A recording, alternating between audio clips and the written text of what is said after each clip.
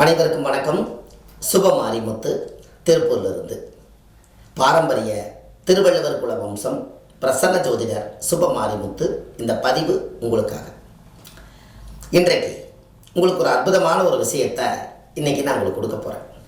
ஒரு சிவ ஆலயத்தில் போனால் நம்ம எத்தனை முறை சுற்றணும் அப்படிங்கிற ஒரு கணக்கு இருக்குது. அந்த சிவ ஆலயத்தில் நீங்கள் உங்களுடைய உடம்பு, மனம், எண்ணம் எல்லாம் ஒருநிலைப்படுத்தி 3 முறை சிவன் கோயிலில் நீங்கள் சுற்றி வரணும்.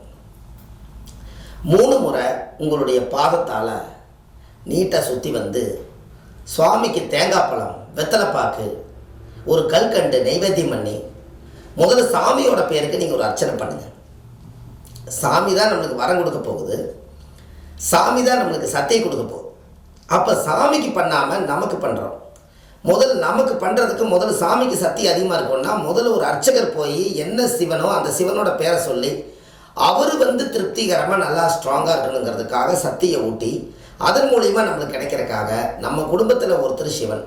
அதனால் அர்ச்சனை பண்ணும்போது சாமிக்குன்னு சேர்த்து நீங்கள் அர்ச்சனை பண்ணுங்கள். அப்போ தான் ஒரு சுயநலம் இல்லாமல் பொதுநலமாக வாழ்கிற மாதிரி இருக்கும். நம்ம இங்கேருந்து போன உடனே நம்ம குடும்பத்தில் இருக்கிற பேரை மட்டும் சாமிக்கிட்ட சொல்லுவோம்.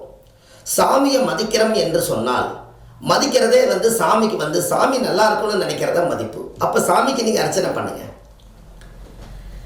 அந்த காலத்துல எல்லாம் பார்த்தீங்கன்னா சாமிக்கு கும்பாபிஷேகம் பண்ணும்போது சாமிக்கு மட்டுமே அர்ச்சனை பண்ணி அந்த சத்தை ஊட்டுவாங்க.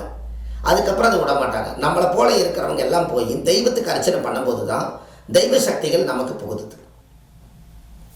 அதனால் கண்டிப்பாக நீங்கள் சிவன் கோயிலில் 3 முறை சுற்றி வாங்க. உங்களுக்கு ஒரு பெரிய மாற்றம் ஏற்படும். கண்டிப்பாக உங்களுடைய வாழ்க்கையில் அவ்வளோ பெரிய சக்தி வாய்ந்த ஒரு சிறப்பு உங்கள் ஜாதகத்தில் இருக்குது. நீங்கள் அதை உங்களால் செய்ய முடியும்.